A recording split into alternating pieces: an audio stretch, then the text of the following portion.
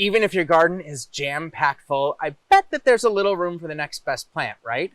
Well, I'm here to get you all excited about the new plants that head out to your garden centers this spring. Welcome to Garden Gab. I'm Ryan from First Edition's Plants.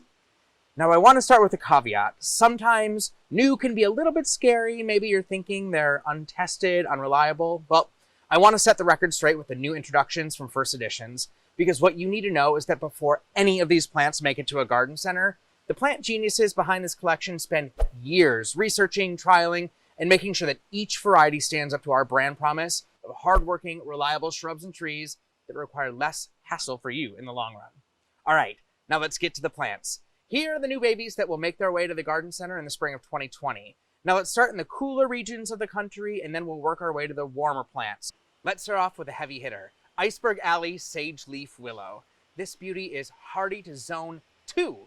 Iceberg Alley was discovered by our neighbors to the north in Canada, so it is rock solid in the blustery, cold winter months. In spring, it has a really beautiful silver spike with red tips, but what makes this plant so gorgeous is the powdery silver foliage that lasts all summer and fall. It's pretty rare to find a shrub that will keep this gorgeous silver all year long, but Iceberg Alley does that. It sticks up in the landscape with this amazing color and texture, hence the iceberg name. I sort of think of it as like the Dusty Miller from the annual world, meaning that that silver gray color complements with any other color you pair it with. Now this one gets anywhere between 3 and 6 feet tall and wide, so it's a really great rounded shape. I know that it's quite a range, but it really depends on where you live. So if you're closer to zone 2 and 3, you'll be on the 3-foot side, but if you're in a little bit warmer climate like zone 5 and 6, it'll fill in a bit more. Plant Iceberg Alley in full sun, and if you've got an area with a bit moister soil, this plant can take it. So keeping to the cold zone 2 hardy plants, we're adding 2 more potentilla to the collection this year. Mandarin Tango has beautiful 1-inch round orange flowers that have just a little bit of hint of red, and Marmalade is also new for 2020, but has a deeper, more intense orange color with a double flower. Both of these potentilla will bloom all summer, are deer resistant, and have a really tight habit. So if you've got a 2 to 3 foot space that needs some consistent color all summer long, these are great options in zone 2 through 6. Rounding out our zone 2 hardy friends is the cutest little lilac that you have ever seen. Little Lady joins the First Editions family this spring, bringing fragrance and toughness in a more compact shrub than its counterparts. So think of Miss Kim, but about half the size. Little Lady will max out around 4 to 5 feet tall and wide, which makes it super manageable for foundation plantings or as an informal hedge. Think of springtime and that gorgeous fragrance floating in your open windows after a really cold winter of being cooped up inside. And with this more compact variety, you'll actually be able to see out those windows. It's heavenly. On to somewhat warmer weather, we meet Matcha Ball Ashleaf Spirea. Cold hardy to zone 3, this little nugget forms a perfect round ball that looks fern-like, but it handles full sun, and it's a woody shrub that will come back year after year. The foliage starts off with hints of red and orangey peach, and then stays a gorgeous matcha tea green the rest of the summer. So if you want a tidy ball-shaped plant with beautiful textured leaves, this is your go-to. Moving on to balmy zone 5 brings us Autumn Inferno Cotoneaster. This plant has all the great attributes of Cotoneaster with its manageable hedging form and amazing fall color, but we especially love this variety because that fall color is even more intense than its cousins, and Autumn Inferno has gorgeous, small red berries along the stems in fall. So not only does this add texture and color to the landscape, but it's a great source of food for the birds.